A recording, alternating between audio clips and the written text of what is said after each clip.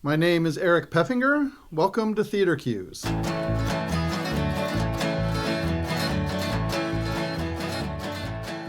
Welcome to this month's episode of TheatreQs.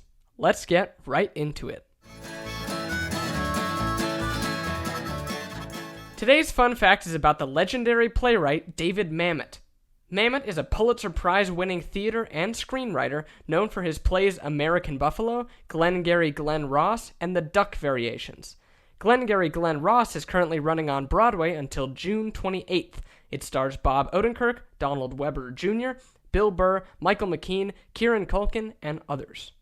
Mamet is also a founding member of the Atlantic Theater Company, an acclaimed off-Broadway theater in Manhattan.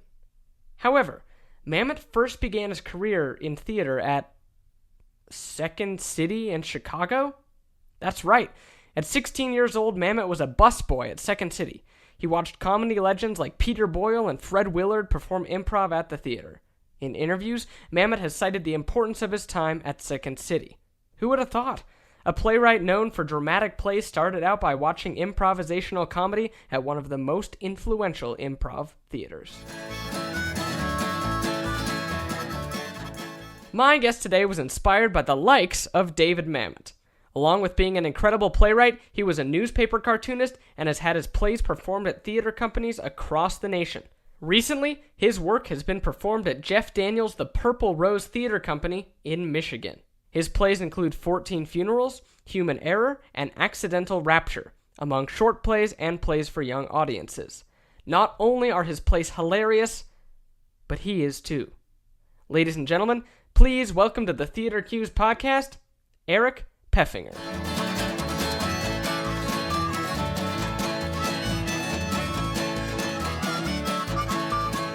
All right, so how did you get started in theater? In a sense, I got started when I was a kid, which I guess is the way a lot of people do. I guess I did the pretend thing all the time when I was a kid, which is kind of what we do for the rest of our lives if we go into theater professionally. But then at one point, and I always liked to write and I always liked to draw. I had an elementary school teacher who said, "Hey, do you think it'd be fun to write a play and put it on with some friends of yours?" And I was like, "Sure, I'll do that." I don't know what made her think that this was something that would be a good thing for me to do, or if She saw the future. Yeah, or she was just trying to sideline me and kind of get me, out of her hair. I'm not sure, but so we did that, and it went well. And then she was like, "What if you and your friends do one of these every month?" And so basically every month in like the third grade, my friends and I would put on a play that I'd written, and that meant like giving up recesses for rehearsals, which I was totally happy to do. I have no idea how the rest of them felt about it, but the plays were not great. They were incredibly derivative of whatever sort of like TV shows or comic books I happened to like at that particular moment. But I really enjoyed that, and I thought that was cool. And then fast forward to when I was in college, I went to an undergraduate liberal arts college called the College of Worcester here in Ohio. And one of the things that happens there is everybody has to do a senior thesis. I was an English major with a theater minor. So like everyone else, I was trying to think of what works of literature I was going to write about for the duration of my senior year. And my advisor, who was an English professor who was also who was housed in the theater department because he basically did Shakespeare and all this kind of stuff, was like, "Well, what if you wrote some plays for your thesis instead of writing an analytical literary analysis kind of paper?" And I was like, "Sure, I could do that." And again, is it because he really was not looking forward to reading whatever I had to say for 150 pages about literature? And he thought, well, this would be less painful for me. But I wrote like 5 plays that year and used that as my thesis. And then, that meant basically I graduated from college with like this stack of plays that were ready to be sent off to places, which is great. I mean, who knows if I would have pursued it or how long it would have taken me to pursue it if I was starting from scratch when I got out of college. And the funny thing is, all along, I was thinking to myself in different ways. Like when I was a kid, I think I wanted to be a cartoonist, Hmm. or in the cast of Saturday Night Live, or maybe both. When I was in college, like all the cool kids were fiction writers, I thought I was going to be a fiction writer. I was writing all this fiction, and when I graduated from college, I kept writing fiction. I would send it off to magazines, and accumulated a very respectable pile of rejections. But meanwhile, I had these plays I'd already written, so I was sending those off, and those were actually getting taken places. And I realized a few things. Number one, I'm not very good at writing fiction. Number two, playwriting is actually more fun, because it's like other kinds of writing, only like you have friends that you have to be around in order to finish it. It's not finished when you print it out. It's finished when it gets staged, and that's a lot more fun than just sending it off to a publisher and being like, here you go. So that was kind of the journey that led me to realize, oh, this is actually what I want to do with my life, and then from that point on, that was just kind of my priority going forward. So in some ways, I've been doing it since I was barely old enough to do it, and in some ways, I was kind of late coming around to it. I wasn't one of those kids who was a freshman in college being like, I'm going to be a playwright. That's my whole thing. In some ways, I often feel like I was a little slow coming around to it compared to other people. Well, if I'm correct, you also kind of realized your younger dream and you were a cartoonist for a while, right? Yes, I have. I did keep up with the cartooning thing. I did a daily strip for the student paper in Bloomington, Indiana, which was fun. And I've done it in other contexts too. I've done sort of like commission work and one-offs for publications, and I still like when I'm in the rehearsal, I doodle all over my script pages. So that's definitely something I still enjoy and appreciate. I've always felt a little at a disadvantage because I'm as untrained as I am as a playwright, and I'm pretty untrained. I am even more untrained as a graphic artist, and especially nowadays when everything you see is drawn with the help of different kinds of software that I totally don't understand. Like I feel a little bit like a caveman when it comes to cartooning. So even though I think about trying to fold that back into my activity, as though I have the time, I feel like I would need some kind of tutorial to even figure out how that particular art form works nowadays. Does drawing help you process in rehearsals? I think it does. I mean, I don't know why else I would do it. It's a completely unconscious activity, and then people, the actors and the director will look at the drawings and they're like, "Why?" Because I draw like little characters, little people or little animals or whatever creatures, and they're like, "Why are all your people so mad? Like, are we doing something wrong?" And I'm like, I have no idea. That's what's coming out of me. I'm sure it's completely meaningless. You guys are fine.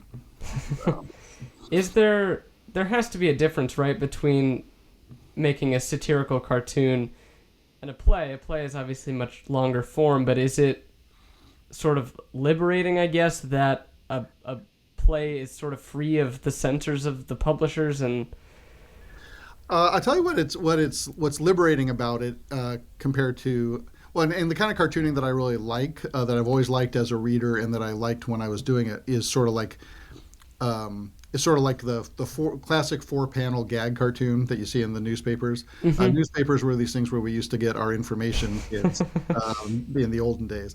All of my forms are so archaic anymore. I'm really just kind of a dinosaur over here.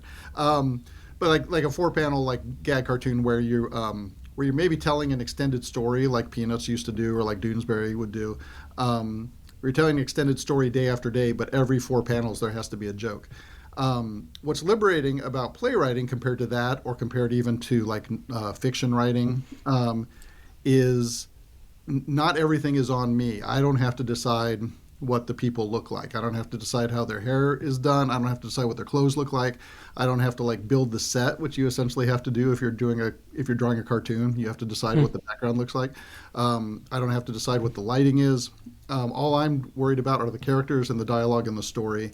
And then in theater, other people come in at great expense to their budget and their personal effort and fill in those blanks. One of the most sort of like unbelievable things about playwriting is when you're involved in a production, and then like the set designer comes in and is like, all right, well, here's the set we built, and the costume designer's like, well, here's all the costumes that we made, and you're like, I can't believe that all these people are doing this because a year ago I was sitting in my basement writing little jokes on a computer, and now look at this. So it's great that I don't have to decide that, and I don't even have to decide like how people move. I don't have to decide while this person is saying this, they're walking across the room and reaching for the doorknob, and then this is how they get out the door. Like when you're writing a novel, like all of that is on you, and it's just so exhausting.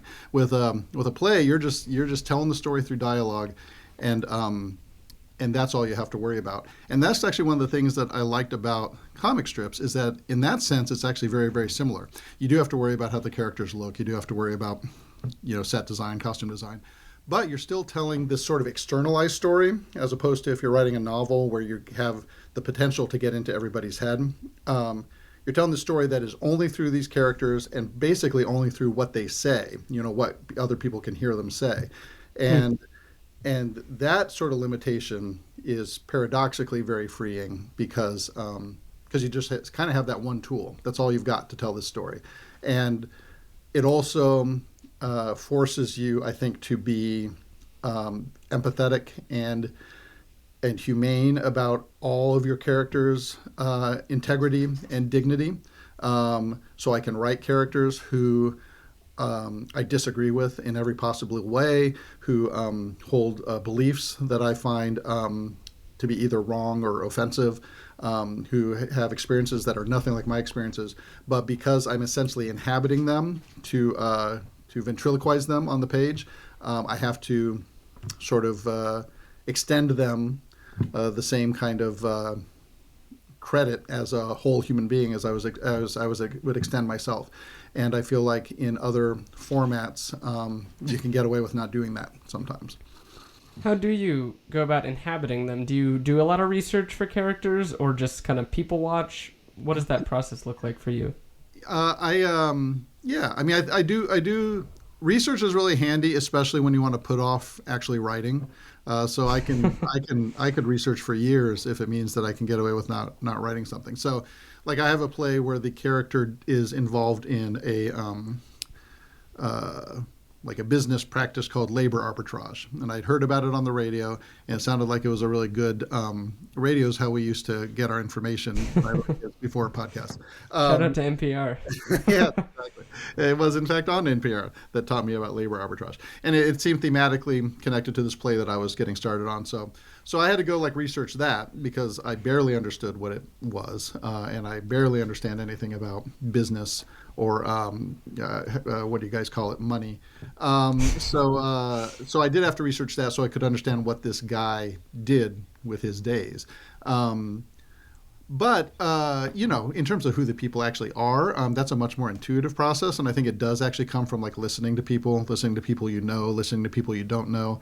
If you're just sort of like a fundamentally nosy person, then you're already halfway there in terms of writing plays. If you're kind of internalizing people's patterns and vocal tics and habits and things like that. And for me, it is sort of like, in some ways, it's kind of like an outside-in process. I will often start writing the dialogue and in like a notebook, like I write longhand in notebooks, which is a thing, kids, that we used to use before there were tablets. I would start writing the dialogue, and that's kind of how I figure out who these people are. I don't tend to craft 75-page backstory about someone before I start writing who they are. I find out who they are by how they talk to each other, and sometimes that doesn't work. I actually just came off of working on a new play for almost a couple of years, I think, and it's kind of not working. The people aren't working, the story's not working, and I'm like, this play just may not ever be a thing. But mostly that is a useful process for me to kind of figure out who these people are. And then often I go to like rehearsals and I see the actors inhabiting these people, and I'm hearing lines that I don't even remember having written. And sometimes I'm like, are they making up new lines? And I go back and check, no, I actually wrote that. But it's, you get kind of like you get inside these people enough that you don't remember having crafted these. It's actually kind of like doing improv. I was in a comedy troupe in college, and it is a little bit like you're doing improv, except instead of being up on your feet with other people, you're all by yourself, kind of talking silently to yourself in your room, which normally would be sort of like a danger sign of some kind, but actually is useful. But not for playwrights. Yes, exactly. Exactly. So, Do you struggle when you have a play that you work on for a long time? Do you sort of struggle to accept that it might not be working, or do you look yeah. at it kind of constructively and how can I better this? I mean, what I would say to another writer who was having trouble would be, well, no writing is wasted. The time you spent writing that play that may never see the light of day is time that's going to improve the next thing you write. You made discoveries, and you generated material, and you improved your craft or whatever. Now, that's me giving someone else advice. As the recipient of that advice, I find it very unsatisfying, because I'm like, well, to heck with that. I'd rather just have a play that someone will pay me to produce. Yeah, I mean, it's frustrating. I mean, I also feel like, I mean, unless you're friends with other playwrights, you never really know what their processes are like. And so to me, I'm looking at these other playwrights and I'm like, geez, these guys seem to write 5 plays a year and every single one of them gets produced. I'm maybe writing 1 play a year, and it sometimes feels, this is probably an exaggeration, it sometimes feels like 1 out of every 3 or 1 out of every 5 is actually good. Which is not a great record of success. I always say, well, at least I'm not, a brain surgeon, because then that would be a really bad record. The stakes are somewhat lower. Obviously it's frustrating. But I mean, the whole field is frustrating. I mean, the being a theater professional, I think, is frustrating. If you're a theater professional and you don't find any of it frustrating, then I resent you. You make me feel bad about myself, because I think it's a challenging field to be a part of, and that's just part of it. I mean, in some ways it's kind of like going to 15 auditions and then only getting hired out of one of them. I mean, this is stuff you have to do if you're going to practice this art form, but it's not something that is immediately rewarding every single minute of every single day. How do you go about getting a play published? Is it a lot of like cold calls and cold emails, or?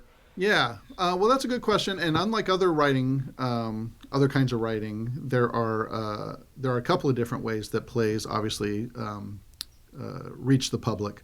One is publication, and one is production. And I am notoriously slow to pursue publication for my plays. In fact, I've only got 1 full-length play right now that is published. I've got a couple of short plays that are published, including one I co-wrote with a brilliant young guy you may know. You may have heard of him. And part of that's just because my focus is production. Production is the fun part. A lot of times, some places won't even look at your play unless it's been produced. Production is also how the play gets finished. A script going into its first production is much more undercooked than the script when you get to opening night. And I'd much rather publish the thing after opening night. And sometimes it takes 3 productions before I feel like, okay, now this play is finally finished. So that's the reason I drag my feet. Now, the downside of that is I don't have very much stuff that's published, and that's one of the ways that you get your work out there, and one of the ways that you get paid and all that kind of stuff. So my focus is less on getting stuff published, which in answer to your question, the way you do that is you just sort of like, there are publishing houses and you send it to them. They have submission processes, and you just kind of follow the steps. But my focus is much more on getting such stuff produced, which is in some ways even trickier, and keeps getting even trickier with every passing year, because there are fewer places doing plays. It feels like since 2020 things have really been contracting. And even fewer of those are places that are willing to look at a play from just any old schmo off the street. So nowadays, the way I most often get stuff produced is is kind of professional word of mouth. You know, somebody who works for a theater saw a play of mine, or knows somebody who did a play of mine, or talked to somebody who saw a play of mine in another state, and says, hey, I'd really like to take a look at this play, or hey, I'd really like to produce this play. And so now most of my stuff gets produced that way. Or it's someone I've worked with before, and they're like, hey, what else do you have? Interesting. And I think that's always been a big part of it. But when I was starting out, I didn't have those kind of contacts and experiences. So it was mostly like kind of the equivalent of a cold call, you know, writing to someone and saying, hey, would you look at this play? What do you think? And in those days, that you'd actually get some stuff done that way. But yeah, it's nowadays it's much more about sort of like, you know, getting a little bit of a track record and people responding to that. You've had your plays performed all across the country, so, and you mentioned having those different productions kind of as, you know, formative experiences for rewrites and things like that. Do you enjoy watching different directors' interpretations, or do you watch them and are like, oh, this one did that better, or this, and how do you incorporate that into your play? Well, I always say that like playwriting is not a field for control freaks. You know, it's just not. Even though there actually are some control freaks who are playwrights, and it's, you know, it's a hard life for them because like I said, I'm not in charge of, you know, the costumes. I'm not in charge of the sets, and even just on a day-to-day basis, you know, I'm not the director in there saying, all right, well, you know, working out how these lines are actually going to get said, how the pacing is going to play out, you know, what they're doing with their bodies, you know, during and in between the lines. I mean, that's all stuff that I don't have my hands on. So the short answer to your question is yes, that's actually what I love about this field. Is I love it when I get to go see a show. I mean, it's fascinating to go see a show that's been done before, see what's different, see what's radically different. In some ways, what's almost more amazing to me is the stuff that's the same. Like if I go see like 5 different productions of one of my plays, and like there are certain segments or certain lines, and I'm like, wow, these totally different actors who don't know each other, who have totally different instincts and inclinations and trainings, all kind of approach this line in the exact same way, which is really interesting to me, because I feel like, well, there must be something in the writing. There's something in the rhythms of this writing that are pushing them in that direction, and that direction works. So I am happy that I pulled that off. Although it's another one of those things where I'm like, did I do that? I don't remember meaning to do that. And you know, sometimes you see a show and you're like, you know, I would have made different choices here. I would have made different choices there. But then one of the satisfying things is when you see a show like that, and then it's like enormously successful anyway. Like the crowd loves it, the media loves it, it sells a ton of tickets, and you're like, yeah, what do I know? You know, I guess whatever they're doing works. So God bless them. You've worked a lot lately with Jeff Daniels Theater Company in Michigan. You got the shirt on, the Purple Rose Theater. Yeah. How did you get discovered by them? Were you kind of in Jeff Daniels' playbook, or not even close? Jeff Daniels had no idea who I was. Well, I mean, the Purple Rose had been on my radar for a long time. Excuse me. Because you know, you just when you're a playwright, especially a playwright like me who has always lived kind of outside of the major producing kind of metropolises. You know, I've never lived in a big theater city. So you're kind of aware of all these theaters around the country. Like I was like, oh, the Interact in Philadelphia, they do really interesting stuff. Oh, the Purple Rose in Michigan, they do really interesting stuff. And I can't remember if I had ever approached the Purple Rose before. I'm not sure if they had a formal submission process, so I might not have. But at one point, basically I had this play called Human Error that had been done. It was first produced in Denver in a process that I was heavily involved in, and we came out at the end with a script that I thought was really, really good. And I thought, well, this, you know, at this point I lived in Toledo, which is just, you know, across the border from the Purple Rose, basically. And I seem to recall, I don't remember exactly, but I seem to recall that I actually looked at their website. I don't think they had a formal submission process publicized, or they may even have had a thing that said, "Don't send us your scripts. We're not looking for them." Because a lot of theaters have that. That's not. I'm not saying they were being jerks. I'm saying that's what most theaters say. Which, you know, I've worked in a literary office. I know what it is to have too many plays to read. so I get it.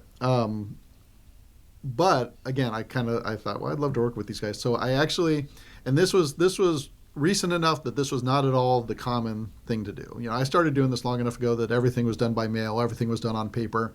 Um, but I actually wrote them a literal letter on a piece of paper, I believe.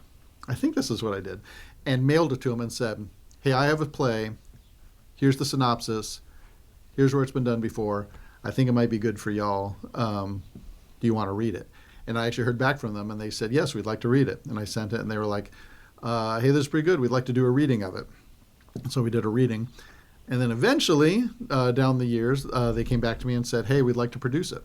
So that's actually how I got on their radar, was like this old-fashioned slush pile over the transom. Hey guys, you want to do my play?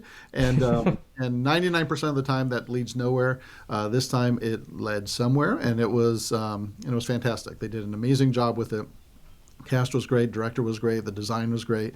It was extremely well received, and that led to then my sort of being invited into the Purple Rose family. I'm part of their sort of core playwrights group. They just did another play of mine earlier this year that went really well. Hopefully they'll be doing some more in the future. Just kind of depends on what I come up with. But the Purple Rose is a real success story because this. I don't know if you've heard the news, but it's a hard time for theaters in the economy. It's hard for places to kind of keep going and to fill the seats and to pay their people and to not close. And the Purple Rose, which is in this little town in flyover country, is making it work, and they're not even making it easy on themselves because they're doing all new stuff. They're doing plays that haven't been tried and tested in Really? New York City, haven't been published. Wow. Everything they do is new to their audience. But what the artistic director, Jeff Daniels, his philosophy is, we're going to do a play that it's going to be funny, you're going to enjoy yourself, and then you're going to go home and tell everyone hey, you should go see this show. It's a lot of fun. And that philosophy has led to them having extremely successful seasons, one right after the other. So, and then on top of that, they also have a very kind of familial feel. Like they work with a lot of the same people over and over again. You go there and you recognize the stage managers, you recognize the crew. They work with a lot of the same actors over and over again. Like I said, they have kind of a core playwrights group, so some of us get to work with them over and over again. And that that's kind of one of the things that you hope for when you get into theater, is like a place to go to where you've kind of got a community, and they're really doing a good job with it.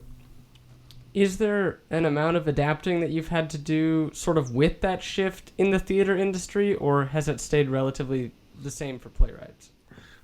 In terms of what a difficult kind of market it is, you mean, or what do you mean? Yeah, and then also how you approach writing plays. Are there specific plays that you've maybe avoided sending to certain theaters, just given the circumstances? I mean, it's hard to say. I feel like again, I feel like I'm slow to kind of pick up on what's going on and what I should be doing with myself. I feel like I have slowly, and part of this is like, I didn't get an MFA, I didn't go to grad school in theater. I've just sort of been like learning by doing, so that kind of slows you down a little bit. I think I have come to figure out that there are kinds of plays that I'm better at writing than others. So like, I have like this enormous amount of respect or even reverence for writers like Carol Churchill, like Susan Laurie Parks, folks who write this stuff that's kind of thorny and knotty, that plays with language, that plays with form, and that makes uncomfortable points. I saw the play Fairview in New York, and it literally like blew me away. Like I walked out of it thinking, well, I feel like I can't. Why am I even writing plays? Why is anybody writing plays? This is the last play that we need. This play just like exploded the whole form. So I mean, for a long time I was writing plays like that. Now I always write comedies. Comedies has always been my thing. Like I said, I at one point I thought I was going to be on Saturday Night Live, which spoiler alert, that didn't happen. But comedy There's still time. There's still time. Yeah. I hope Lauren sees this. I I always write comedies just because that's all I can do. That's all I know. And but I would write these comedies where basically it was very very funny, um, and then at the end it would have like a sad ending or like a tragic ending or like a horrific ending, and that was me being like, this comedy is important and it makes it an important social point, and nobody wanted to do those for some reason, and I think and some playwrights could say, well, that's because they're difficult plays that challenge the audience, and theaters are too timid to program this play that I sent them. I don't know. Maybe that's part of it. I feel like maybe it's because I just wasn't doing it very well, and that other people do that sort of thing better than I do. And then I wrote this play called Human Error, which is very straightforward, linear storytelling, just a bunch of characters in different combinations talking to each other over the course of 90 minutes, and it's funny all the way through. And that was, and I actually thought, well, no one's going to do this play. I wrote this play I wrote it because it amused me. I thought it was really funny. I actually said, I'm going to write this play. I'm going to make it as funny as it possibly can, but no one's going to do it because theaters don't go around saying, oh, we want something funny. They go around saying we want something important. We want something that's going to change the world. But then I sent it off, and like every place I sent it, just like loved it, and that's where like that was like my most successful play in a really really long time, and it made me realize, maybe it's okay to write this kind of play, and if this is the kind of thing that I do better than I do other things, maybe I'm going to get more stuff done that way. And then my next play, 14 Funerals, was like that. It also has been very successful, and so yeah, I think it's just been like a very long process of figuring out what I, as a playwright, am good at doing.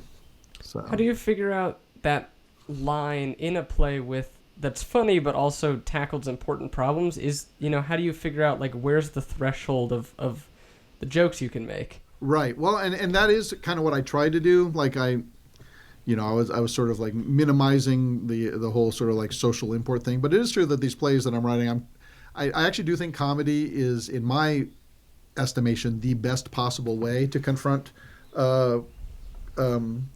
audiences with difficult truths or difficult problems. And like, Human Error actually has at its heart like this kind of political conflict between its characters. So no matter who you are in the audience, no matter what your own political background is, there are going to be characters in this play that you virulently disagree with, and you're going to be asked to sympathize with these people and to see validity in their opinions. And that's, it turns out that's actually sort of like a big lift for audiences. So that's like a big deal to sort of use the way that comedy lowers your defenses to encourage you to entertain different and difficult ideas. So for me, it's all tied up in one bow. The way that you deal with difficult issues is by being funny about it. If you're funny enough, then you can get away with a lot.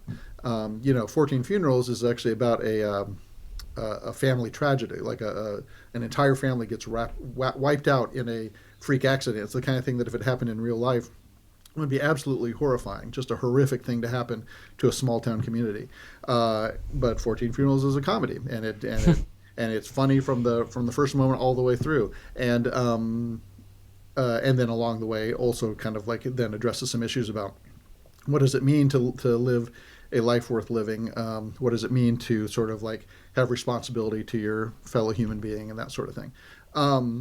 So I think, and there's this kind of popular sensibility among some practitioners of comedy nowadays that you're not allowed to be funny about certain things anymore. That cancel culture is like this horrible thing or whatever. And to me, I'm just like, maybe the stuff you're getting canceled over wasn't funny enough and was just mean.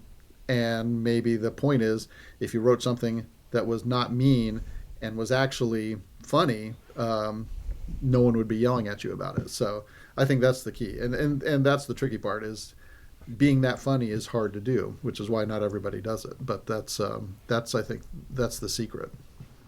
Speaking of funny, your Facebook and Twitter posts are some of my favorite things to read. Ah, thank you. Do does that humor and finding humor in everyday life, does that come naturally to you, or is that something that you have to think about and kind of work towards?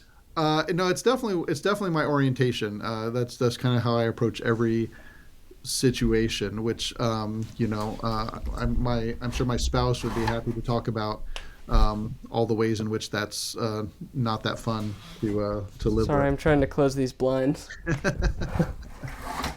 There we go. Ah, broadcasting. Um, but yeah, that's like I said. Like comedy's the only thing I know how to write. I couldn't sit down and write a Moon for the Misbegotten, if I wanted to. Fortunately, I don't really want to. I couldn't write All My Sons. But like when I was in like high school, the first time I stumbled across, Waiting for Godot, I was like, well, this is interesting. In some ways, it wasn't funny enough for me. I was like, I wish this was funnier. But the fact that it's set up like a vaudeville routine, I was like, well, this is kind of interesting. This is comedy that's being turned to something different. So yeah, so I mean, and also like I think regardless of where your politics are, everyone can agree that we are in a trying time globally, For and sure.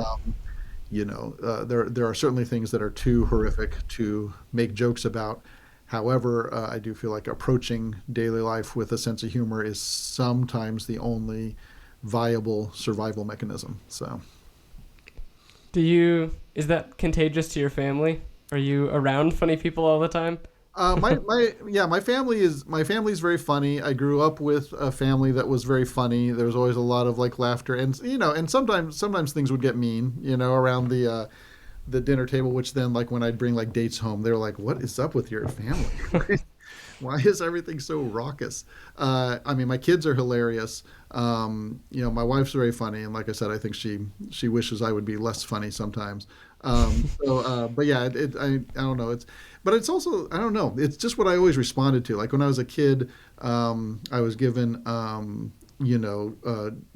Tolkien books, and I was given the Chronicles of Narnia, and I would read them, and I was like, where are the jokes? I mean, why? Who writes a book this long without a single joke? So like I didn't finish Narnia for the same. I was like, well, clearly this isn't going to get funny anytime soon, so I'm putting this aside. And there was a part of me that actually, when I was little, I actually prioritized.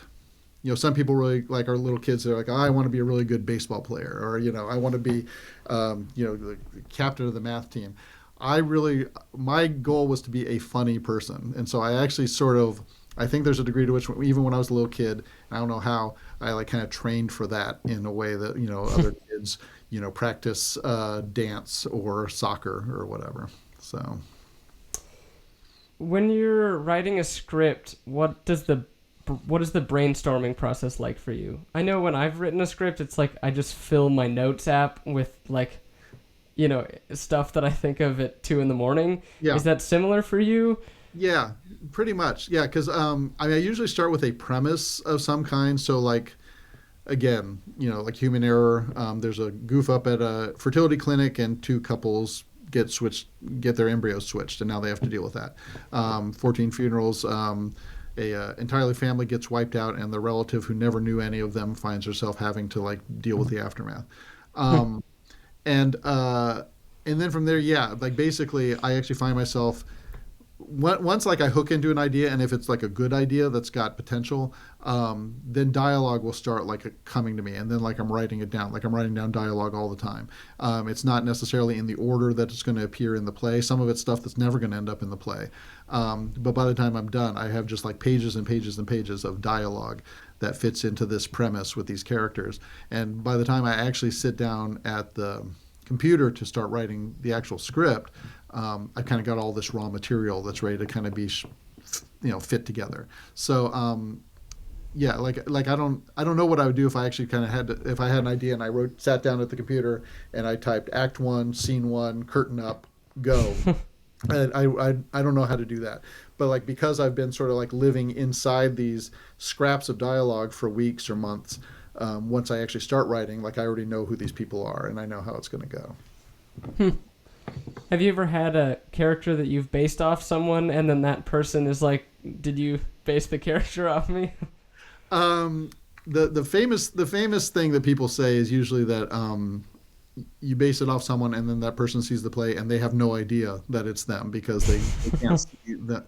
And I did have an early play that had like it was about like sort of a nuclear family, and there was a scene where the father said something that was very like something my father would say, and I actually remember being at the play and I was sitting kind of across. It was like a thrust stage. I was sitting across from my sister and my parents, and the father said this thing, and my sister caught my eye across the theater and was like, "Really?"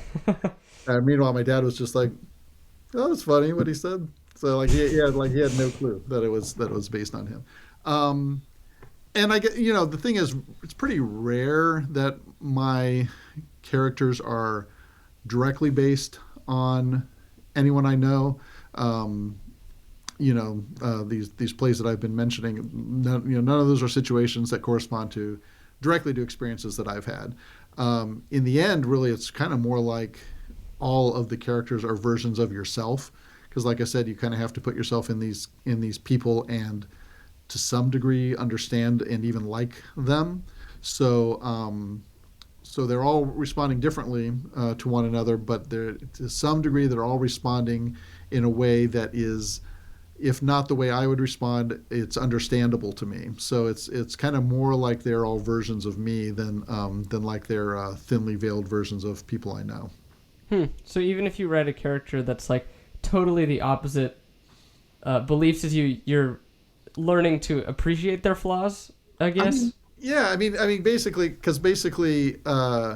yeah, I mean, uh, if I'm writing someone that I have nothing in common with, they're still responding to certain, you know, um, stimuli in the moment, and and again, it gets back to the kind of the improv thing. I think when you're doing improv, you're playing a character maybe, but it's kind of, I think, impossible for you to get completely away from what what you would do in that situation, even if you're playing like a CEO who, like, I don't know, who hates human beings, or even if you're playing a you know a I can't even think of what some examples would be, but like someone who has literally nothing in common with me. Even if you're playing like a dog, you're still going to be responding like not as a dog, but as me as a dog.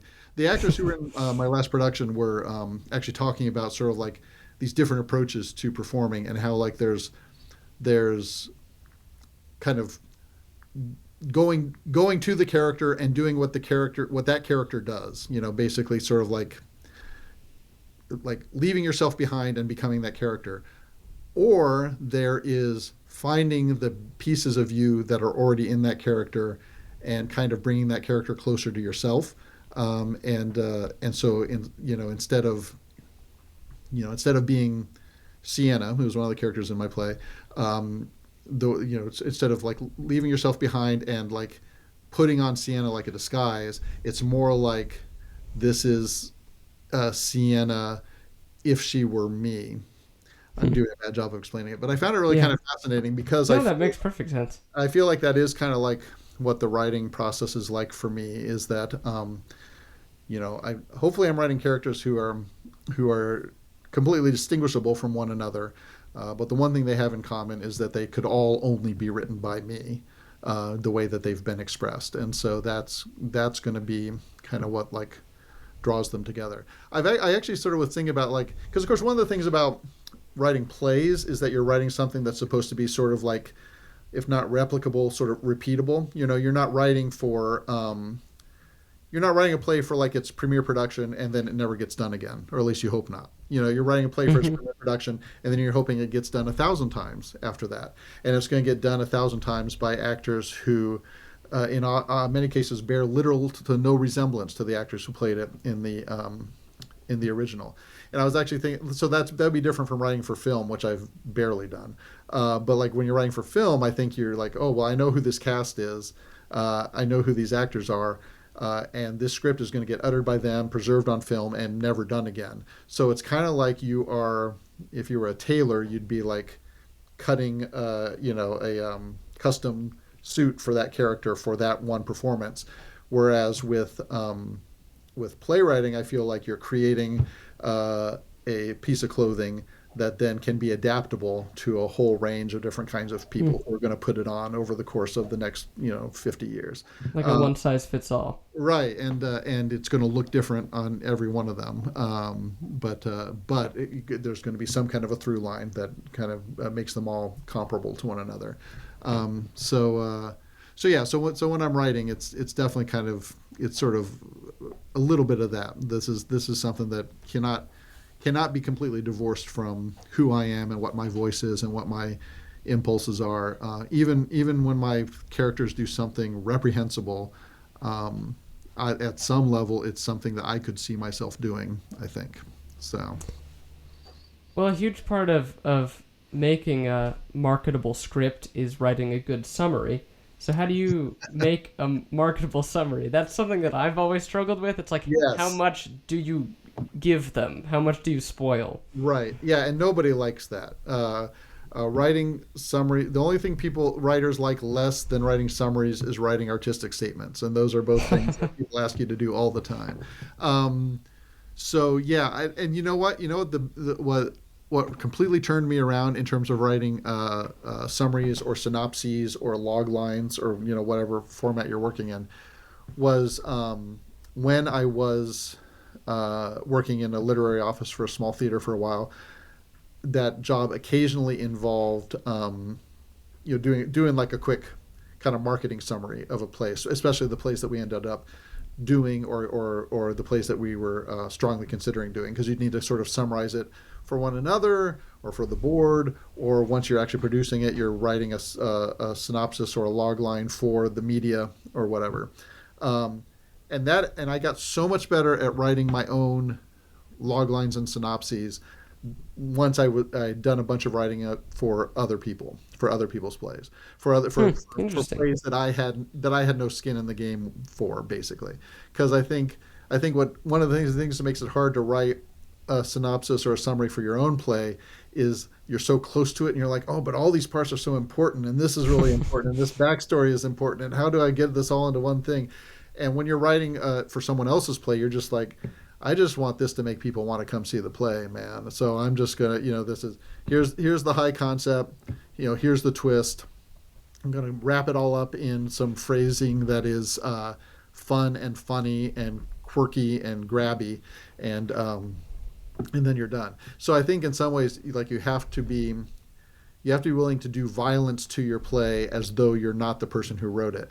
And if you let go of that sort of, that protectiveness, all of a sudden it's like, oh, you're kind of looking at it with like these foreign eyes, and you're like, oh, I see what would make someone want to come see this play. It's this and this and this, and then like the other part of you is you go, oh, but what about the intricacies of this nuanced relationship? Nope, they'll see that when they get here, but first you got to get them here. So, and that does usually then evolve, obviously, not spoiling, the big reveal or the ending or anything like that. I usually find myself writing it as though I'm trying to get someone to want to come see it, and usually that works. Sometimes you're submitting or responding to a request for something where they're like, we actually want to know the whole deal, and that can be a little bit trickier. But I feel like the tactic is still the same. You're still wanting to write something that makes them go, oh, that sounds good. That makes me want to see this thing. So. Well, this leads us perfectly into the next segment of the episode. So I like to play a game with all of my guests. Okay. So let's get started. I'm going to read you an excerpt of a summary from one of your plays. Uh-oh. And if you can get 2 of 3 correct, then you win the satisfaction of knowing you won. Wow. And if I don't, then I win self-doubt. Yeah. All right, ready? Yes. The first one is, Whatever it was that happened, it was her destiny to be discovered between truck mirrors and oil filters by some price-smart associates. At first I was like, what is this? Sounds like a fantasy epic. I don't remember writing one of those. But that is from my Play for Young Audiences Lost and Foundling, which was actually first done in terms of as far as a full production in Arizona, of all places. So Child's Play, right? that's correct. Yeah. Yeah. Yeah, they were amazing. The second one is Madeline and Keenan are NPR listening, latte sipping blue starters who are planning a family. Blue staters, sorry. That is from Human Error. I've been marketing the heck out of that one, so I've probably got that tattooed on my brain. I probably could have recited that one to you. Well, here's even more marketing. Yes, exactly. If But yeah, Lorne Michaels is listening, then it's bound for SNL. it's actually when I first started writing Human Error, which was a long time ago. I actually thought I thought it was going to be too funny for a play, so I was like, well, maybe this will be like a movie, and like and Tina Fey and Keegan Michael Key will be in it. Like that was actually sort of my vision for that. But instead, what happened, which has been fantastic. So who needs those guys? Yeah. Yeah. Amy Poehler, step aside. And the third and final quote is, "And things just get worse when the world ends." Again, I love the way they start, and I'm like, I don't think I'm gonna know this one. But fortunately, I have only one play where the entire world ends, and that is my comedy "Accidental Rapture," where in fact the world ends as is biblically predicted, and hilarity ensues for the the people who have to deal with that. And actually, that one's been on my mind lately because I have a friend who has commissioned me to write a screen version of that. So I'm sort of revisiting very neat. that I wrote like 20 years ago and kind of reimagining it for a different format, which has been kind of challenging but exciting. So yeah, that's awesome. Yeah. Congratulations. Yeah. So Well, you won the satisfaction of winning. this is actually this is going to be my biggest accomplishment all day, I predict. Plastered at the top of your bio. Yeah, exactly. Revising my resume as soon as we log off here. I like to close out every episode with the same 3 questions for every theater professional that I have on here, so our listeners have kind of a comparison point. So the first question of what I like to call the Theater Threes is, what is your favorite musical? Wow. I come at this as someone who actually was not a big musical head growing up. When I did theater in high school, but I couldn't sing, so I never even auditioned for the musicals, and it was always just kind of like a foreign thing for me. I've only later in life come to realize the amazing things that musicals are capable of. And I wish I had some sort of deep dive, sort of like I've never heard of that, I should look it up kind of thing. And there are about 4 or 5 actually that come to mind. But you know what always comes back to me is Hedwig and the Angry Inch. That was actually one of the first. That was one of the first ones where I came to kind of realize how much like the music and the storytelling and also the way that like I'm always amazed with musicals, the way like a song in a musical can be this like integral piece of storytelling that's incredibly specific to what's happening at that moment in that story, and yet also sort of like an incredibly satisfying listening experience if it just comes up like on your shuffle, and Hedwig was one of the ones where I came to fully appreciate that.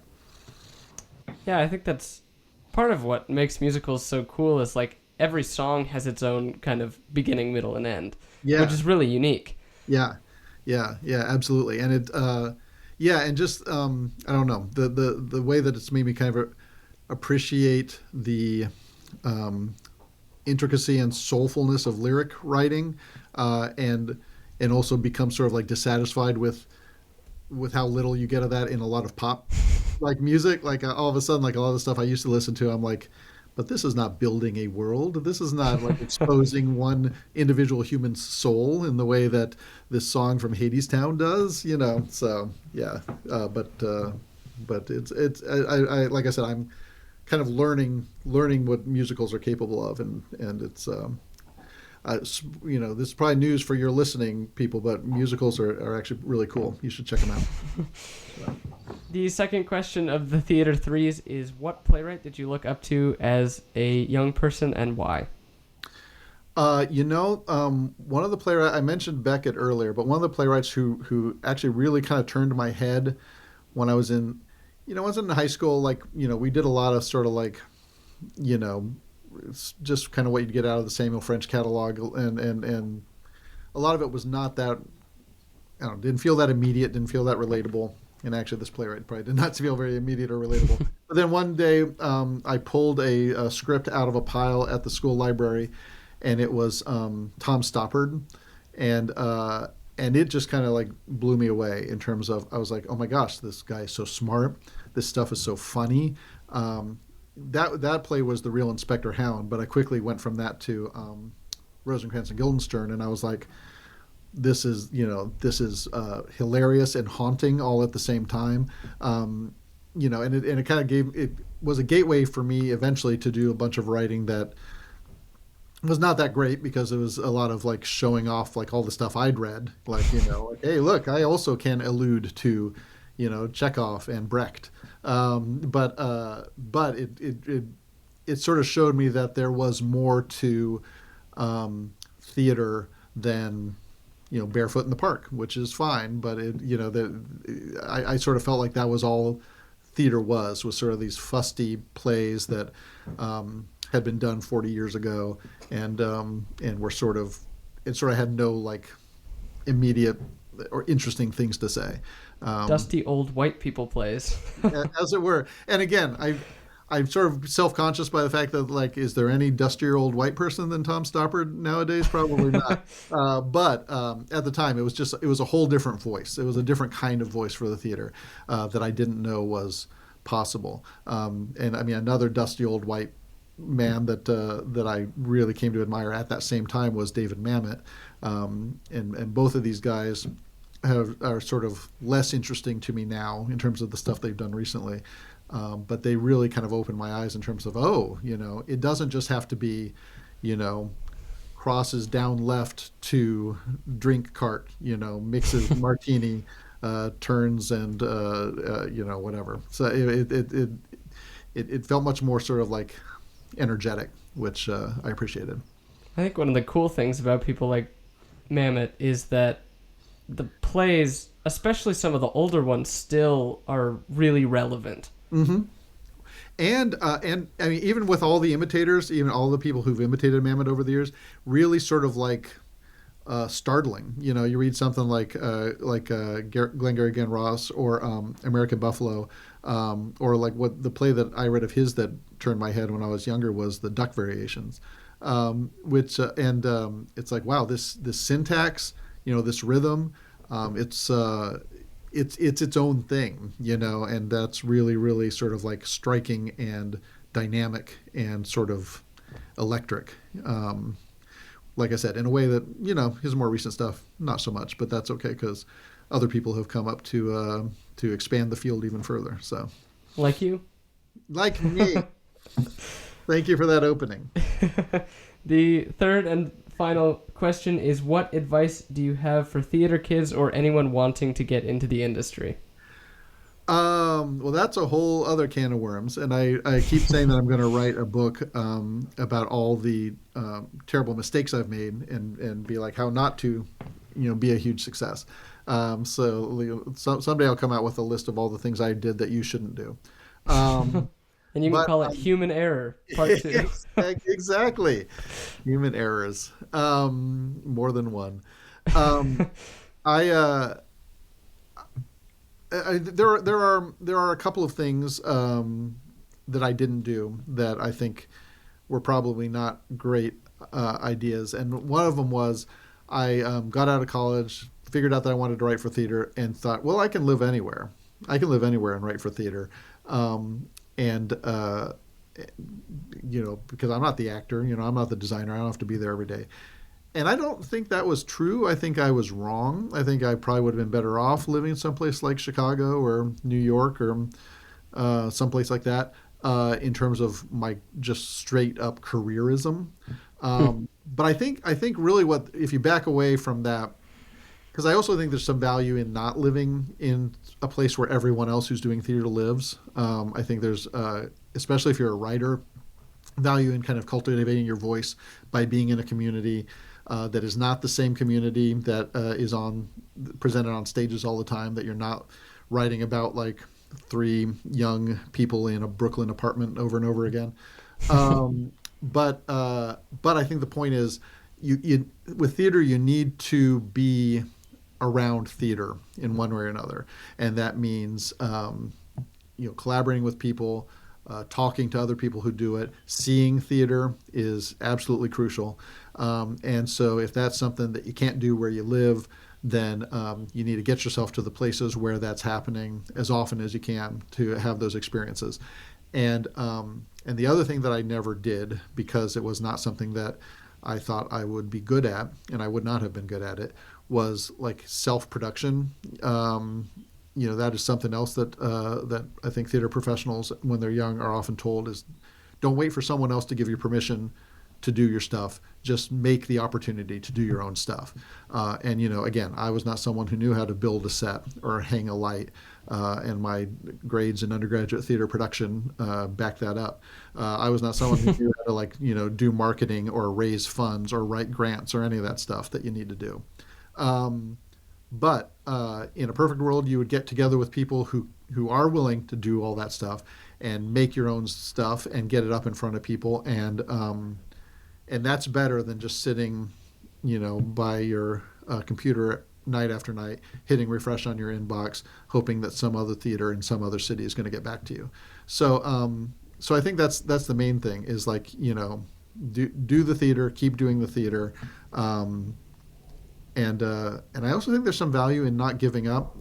There's a part of me that wonders if I think there's a version of my life where I, like 20 years ago, would have been like, well, I'm not paying all my bills with this theater thing. I guess it's time to get a law degree or whatever.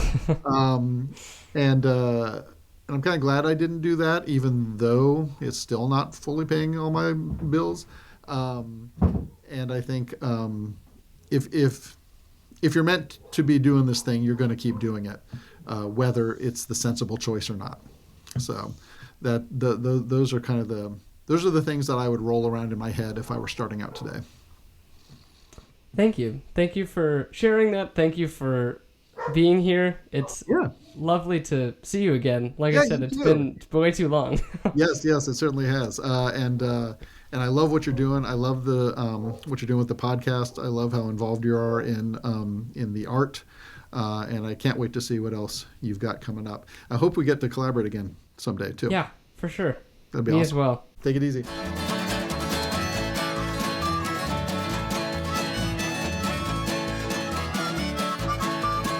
Thank you so much for joining me, Eric. It is always so great to talk to you. If you are interested in learning more about Eric and his work, you can find those links down in the show notes. And remember, if you have a question for the podcast and for our next guest, you can submit them to TheatreQs at natewileyproductions.com for a chance for your question to be featured on the next episode. Stay cool, everyone. TheatreQs is produced by Nate Wiley Productions and me, Nathaniel Wiley, featuring music by Jeffrey Evans. Jeff Evans is a musician and choir teacher from Tucson, Arizona. The song that you heard in this episode is Highway Breakdown Song. Take it away, Mr. Evans. Oh, someday I will make it there. Until then, I'll just sit beside a chariot that will carry me home, no matter the trouble we find. If you like what you hear in this podcast, follow the podcast and check out our website, natewileyproductions.com, for more information about the podcast, articles on small businesses, photo galleries, and much, much more. Thank you all for listening today.